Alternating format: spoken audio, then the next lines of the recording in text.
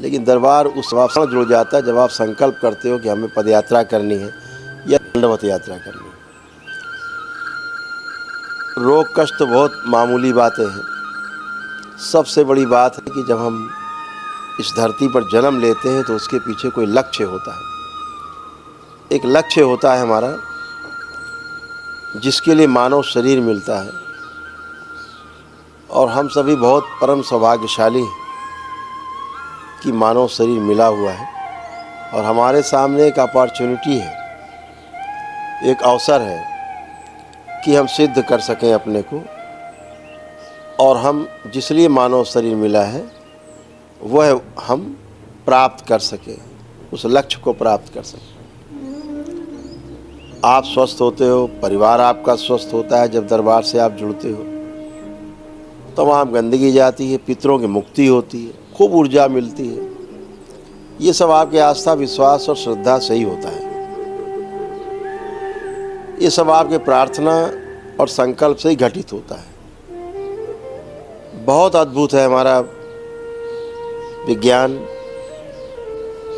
हमारी जो वैदिक साइंस है, जो हमारे ऋषि मुनियों ने, हमारे पूर्वजों ने हमको दिया है, बहुत ही अद्भुत है। हम सब उन ऋषि मुनियों के, उन महात्माओं के, उन साधु संतों के, उन गुरुओं के ऋणी हैं, जिनके बताए रास्ते पर हम चल पा रहे हैं।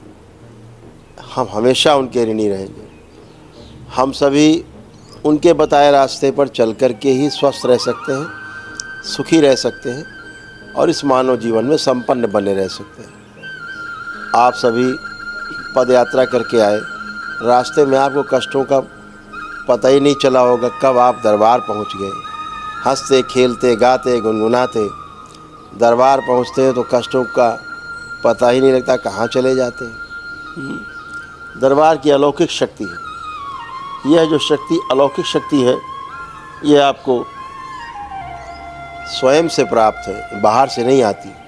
आप लेकर के ही साथ आते हो, लेकर के ही पैदा होते हो। यह शक्ति बढ़ती जाती है ज्यों-ज्यों आपको लोग मिलते जाते हैं। जिस दिन आपको पूर्ण गुरु मिलता है उस दिन आपके जीवन में वो क्षण घटित होता है जिसके लिए लोग जन्मों जन्मों तक इंतज़ार करते हैं, बार बार जन्म लेते हैं, हजारों वर्षों तक, लाखों वर्षों तक बार बार जन्म लेते रहते हैं। जो किसी जन्म में जब पूर्ण गुरु से मिलना होता है, पूर्ण गुरु से आपके लक्ष्य की प्राप्ति होती है। तो आप सभी को बहुत बहुत शुभकामनाएं, बहुत आशीर्वाद।